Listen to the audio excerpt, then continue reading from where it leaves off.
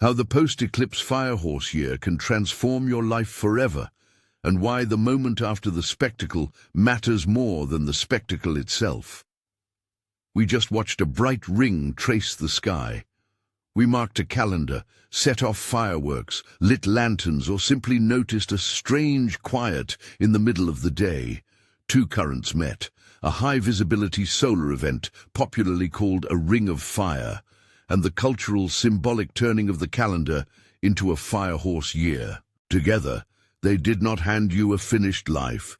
They handed you permission, permission for things to be seen, permission for motion to become steadier, permission for small actions to stick in a way they might not have before. If you felt a subtle shift when you woke up the morning after, a message that suddenly felt easy to send, an appointment you'd been postponing that you finally booked, a kitchen drawer that you opened and then cleaned, you are not imagining an effect.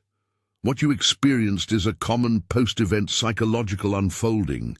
It's not mystical destiny carved in stone. It is a change in conditions that creates an opening. And openings, if treated with simple, steady attention, can become timelines.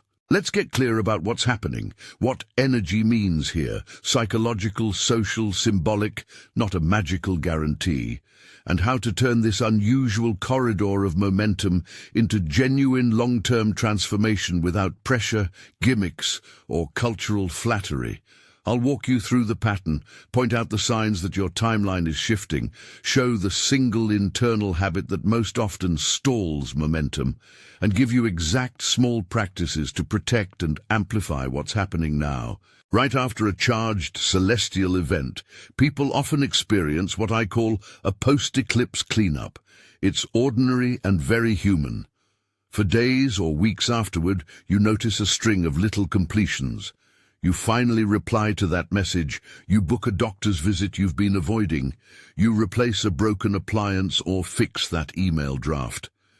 These are not random acts of productivity. They're the brain's way of restabilizing after shared anticipation. Here's why. Anticipation creates attention, small cognitive knots that hold unfinished tasks and unresolved signals in your attention. When a public, highly visible event resolves, your brain relaxes enough to prioritize closure.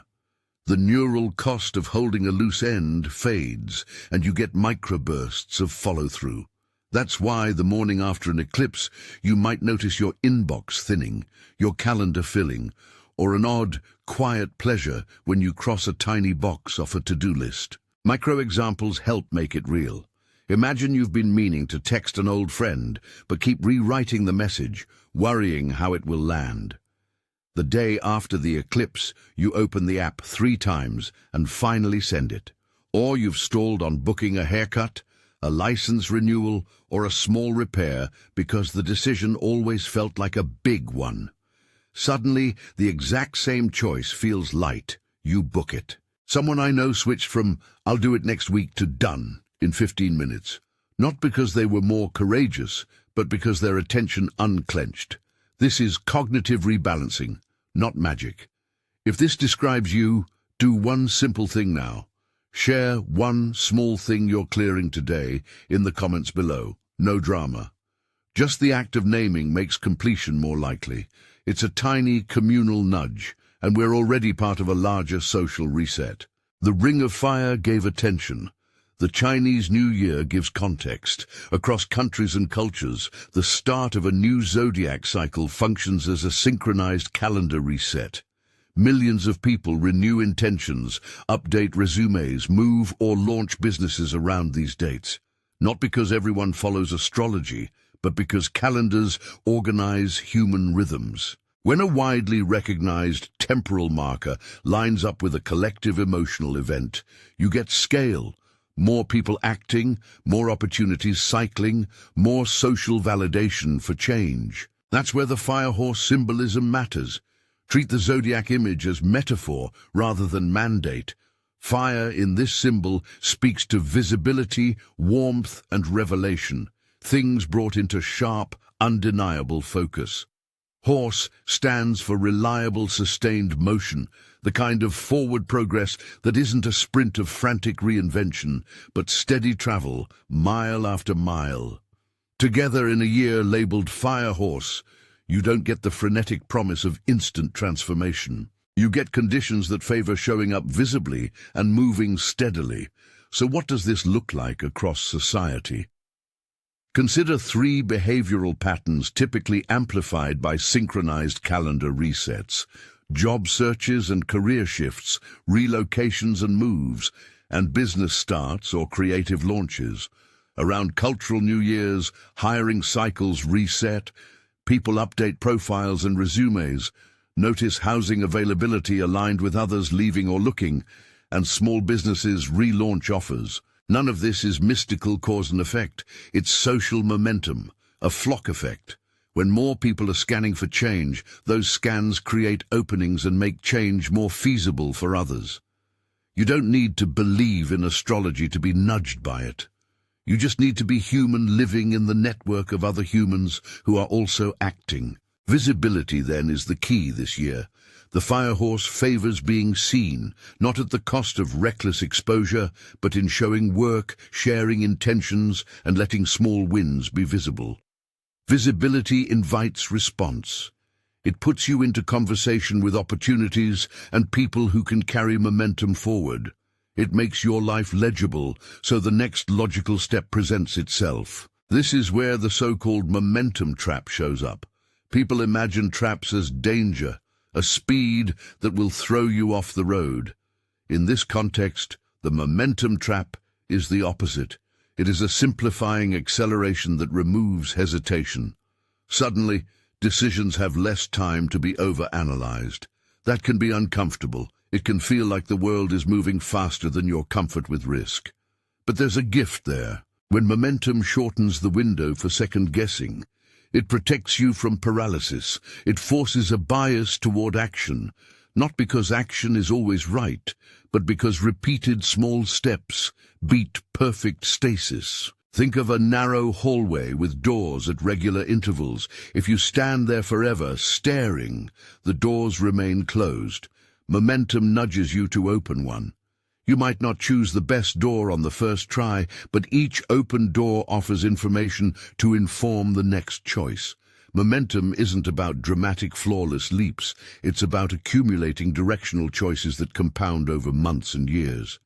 How do you tell if your timeline has actually shifted? Watch for three signs. First, loss of fixation. That persistent worry or mental itch that used to occupy a corner of your mind simply fades. It doesn't mean the problem disappeared.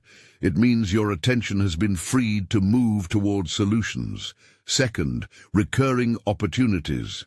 You notice the same kinds of offers, introductions, or prompts showing up repeatedly. That repetition is pattern recognition in the world. Either your filters are tuned differently, or the world is signaling a pathway. Third, quiet certainty.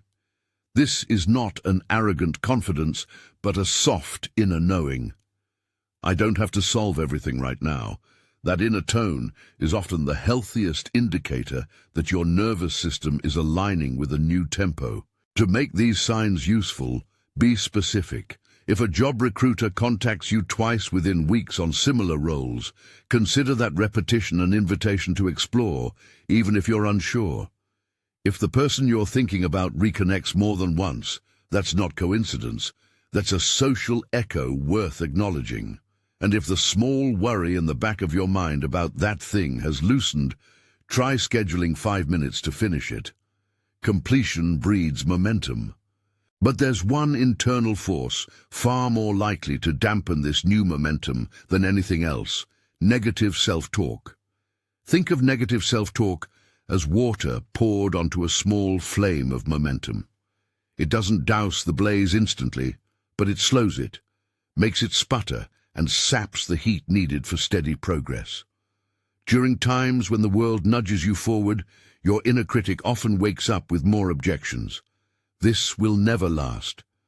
What if it goes wrong? I'm not ready. These are normal thoughts. The question is how you respond to them. You don't need to eradicate the inner critic, That's unrealistic and unnecessary. Instead, give it a new, more practical role. Swap catastrophic reframes for neutral or mildly affirmative phrases. Replace "I have to get this perfect" with "let's see where this goes." Replace "if I fail, I'll lose everything" with "I can learn from this and adjust." Notice how subtle these shifts are. They do not eliminate risk. They simply take the emotional fangs out of hesitation and keep you moving. Here are concrete micro-practices to protect and amplify the momentum without grand gestures. Pick one and commit to it for 7 days. First, finish something that's been half done for a week, a month, or a year. One email, one application, one small fix. Schedule 20 minutes. Close it.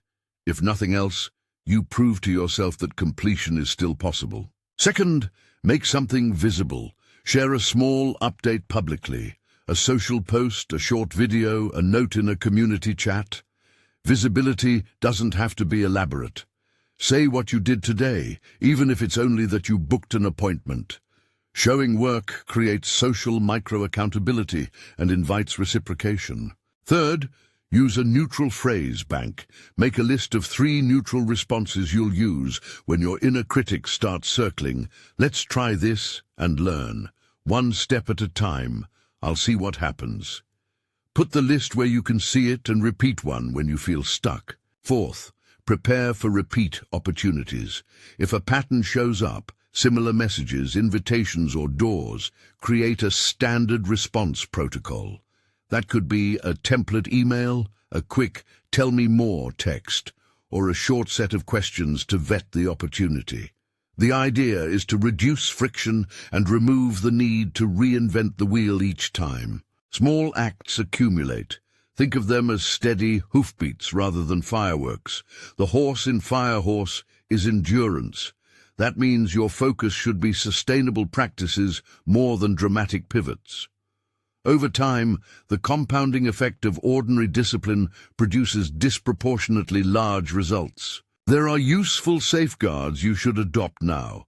First, guard your attention. With greater visibility comes more solicitation, more advice, and more options. If everything looks like an opportunity, your discernment thins. Use a simple triage model. Does this align with what I want to build? Is the cost manageable now? Can I test it in a small way? If the answers are cautiously affirmative, proceed. If not, let it pass. Second, protect your network from oversharing. Being visible is not the same as oversharing every private fear or financial plan. Share progress and invitations, not your anxieties as dramas meant to recruit sympathy. Visible work invites help. Oversharing creates noise. Third, take a pragmatic pulse check once a week. Look back 5 days and ask what moved forward. If you're not sure, pick one micro goal for the next week. This regular calibration keeps the horse moving straight instead of wide. We must keep returning to a balanced truth. No celestial configuration, no cultural marker, no symbolic year guarantees a rewrite of destiny. What these moments do is change the field in which you make choices. They loosen attention, synchronize social rhythms, and amplify visibility. If you treat the opening with humility and steady action, the results can ripple out in ways that feel profound and long-lasting. There is a kind of lowered risk built into this moment. Millions of people are recalibrating together. That collective movement creates soft support. You're not stepping into the unknown alone. You're stepping into a crowd that is also testing doors. That social factor matters. It reduces isolation and increases the number of available pathways. Think of it as walking onto a bridge with lots of other travelers rather than trying to construct a crossing alone. Now for some practical examples you can use immediately. If you've been circling a job shift, update your headline, send one targeted message to a recruiter, and ask for an informational call. If you've been avoiding a move, list 3 neighborhoods you're willing to consider and contact one agent or landlord.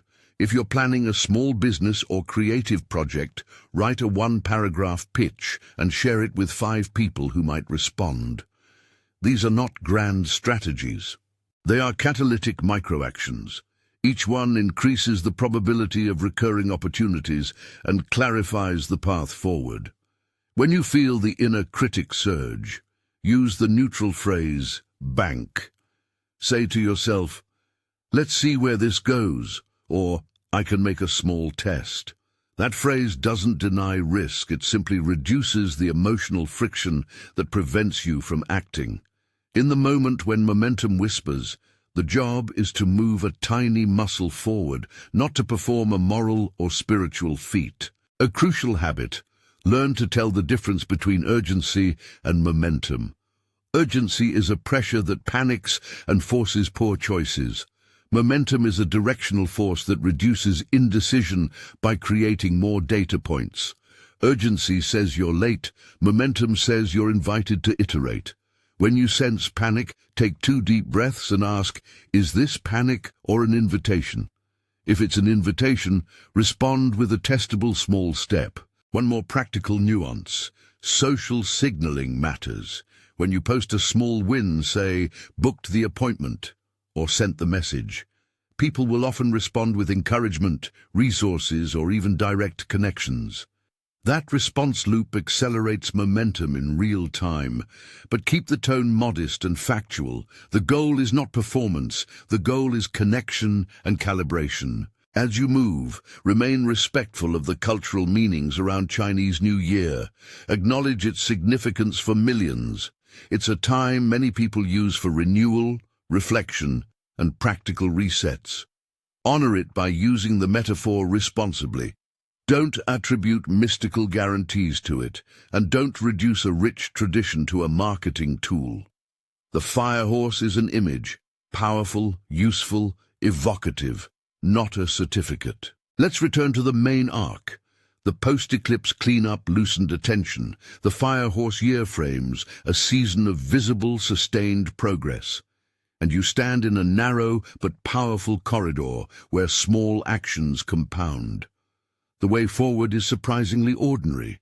Finish small things, make small things visible, and rephrase your inner script so hesitation doesn't drown motion. As a closing invitation, pick one micro-action. It should be something you can finish today. Not a fantasy, not something heroic. One thing.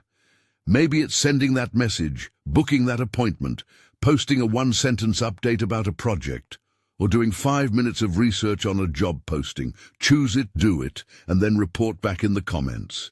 This simple ritual anchors the social rhythm that's been created by the larger events. It turns atmospheric momentum into personal movement. Remember, how the post-eclipse fire horse year can transform your life forever is not a promise of instantaneous miracles. It's an explanation of a rare confluence that creates conditions favorable to steady, visible change. If you treat the moment with consistent small actions, respectful visibility, and kinder self-talk, the probabilities shift. Momentum gathers around you. Opportunities recur. A quiet certainty can replace chronic worry. That is the kind of transformation that accumulates into lasting change. If this resonated, subscribe for more practical guidance on navigating this year's rhythms. And before you go, leave 1 sentence in the comments about the one small thing you will finish today. It's modest, it's repeatable, it moves the hoof forward.